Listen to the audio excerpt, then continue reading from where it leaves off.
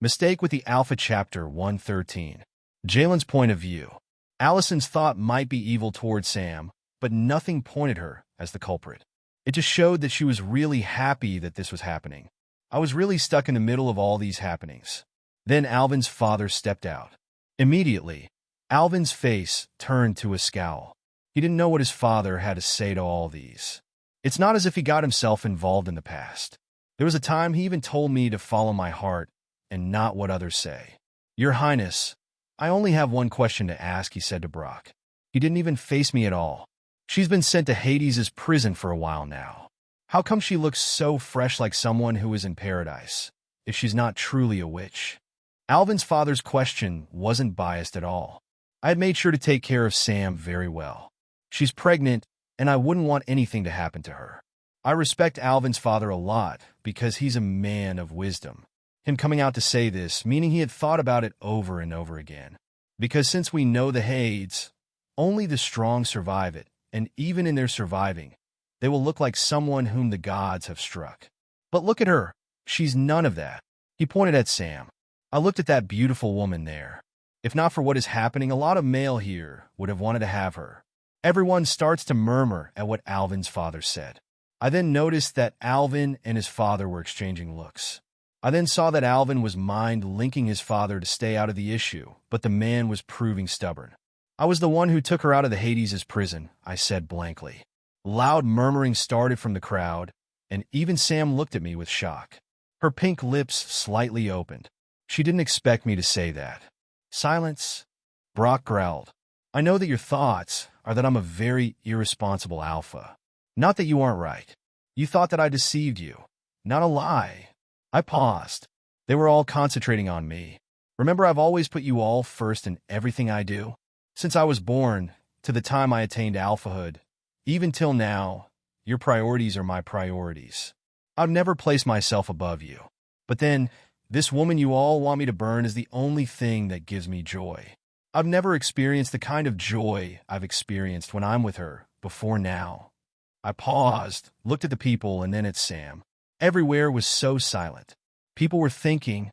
Brock looked at me and gave me a stiff smile. Sam was begging me not to take side of her. She said this was her fate, but I don't believe that. I would fight for her. But Alpha, she's a witch and a wicked one at that. Someone said from the crowd. To that I didn't know what to say. I know Sam is not a witch, but how do I prove to them that she's not what they think she is? I have to give them full evidence that she's not a witch and she couldn't do what she's been accused of. I must find one that did all these and falsely accuse Sam, but do I have such time? Alpha, what if you are under the influence of her magic? Another asked from the crowd. This made another phase of murmurings to arise. It was really a very good point that I can't defend. If I say I'm not, they would say, how do I know? If I don't talk, they would believe what has been said. I then sighed. Which one is better?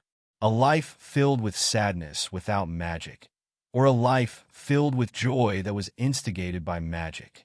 This question got everyone confused and in a tight corner. If they had said that they would choose a life of sadness without magic, it would have been a blatant lie. If they chose the second option, it would have been in support of Sam.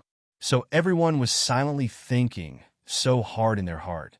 If you let your true mate in your life, you would have experienced a better and peaceful joy, Omar came out to say. Everyone agreed with him. I looked at Omar. I can't blame the man. His daughter is my mate, so he would say what he just said.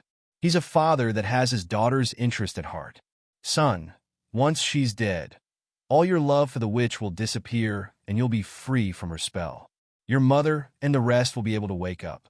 Then only you'll live a beautiful life with your mate. My father's words were like a father advising his son. His voice was very plain and serious. I looked at Sam. She was also looking at me. In her heart, she was saying she doesn't mind dying for love. I know Sam. She's not a witch. I'm sure about it. I wouldn't say she's a witch. The pack house physician stepped out. With the content of his heart, he is here to save Sam. I didn't know that there's still someone alive that would be on Sam's side. What do you have to say? Omar said angrily. The last time our Luna beat up Sam with silver, giving her numerous strokes. Get on to what you were saying, Omar retorted. He didn't want people to remember that awful incident. Sam has begun to gain favor from people then, because they thought Allison was too cruel to be a Luna. That was the reason they made up lies against her pregnancy. Her injuries were so deep that I thought she wouldn't survive, but then not only did she survive, she also made all the sick in the clinic recover fast. Even those medically, they wouldn't recover. Should then that kind of person who is so generous to share her healing power be called a witch? Please like the video and subscribe to the channel. Turn on notifications to stay up to date with new videos uploaded. Also check out our next video in the series.